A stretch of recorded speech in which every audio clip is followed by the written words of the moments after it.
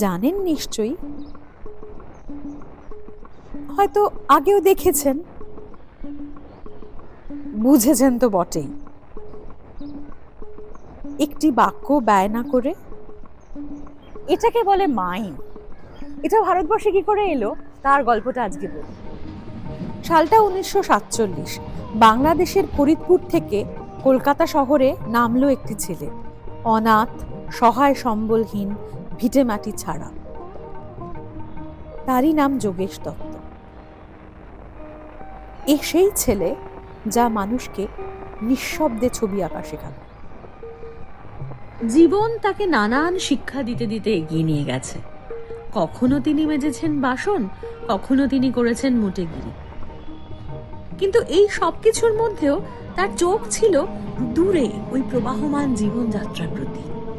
তাদের অঙ্গভঙ্গি দেখে তিনি চিনে নিতে পারতেন, বুঝে নিতে পারতেন কে শ্রমিক আর কে প্রেমিক।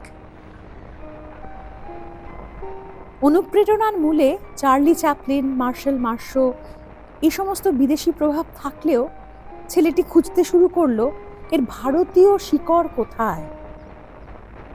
নাট্যশাস্ত্র, কথাকলি, আঙ্গিক অভিনয়, এই সব কিছু থেকে উপাদান সংগ্রহ করে তৈরি করলেন একটি মৌলিক শিল্পের নাম দিলেন মূকাভিনয়। সালটা 1956। প্রথমবারের জন্য অভিনয় করলেন। আয়নার সামনে একটি মেয়ে সাজছে। সারা ভারতবর্ষ শুনল, কিন্তু একটিও শব্দ ছাড়া। সারা দেশ তাকে চিনতে শুরু করলো নৈশব্দের কবি বলে।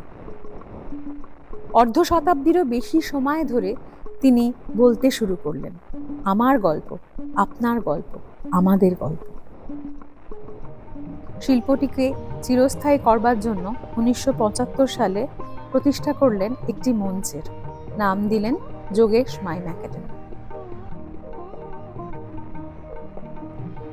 আমার আপনার এই গল্পগুলো যাতে কালের নিয়মে হারিয়ে না যায়, তাই জন্য তিনি নিয়মিত চর্চার একটি সুপ্রতিষ্ঠিত জায়গা বানিয়ে গেলেন। এই উৎসবে আপনাদের সকলকে আমন্ত্রণ জানাই যোগেশ মাইম একাডেমি, কালীঘাট পার্কে।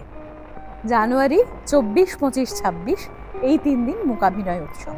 আসুন নৈশব্দে কান রেখে প্রত্যক্ষ করি পৃথিবীর আদিমতম ভাষা।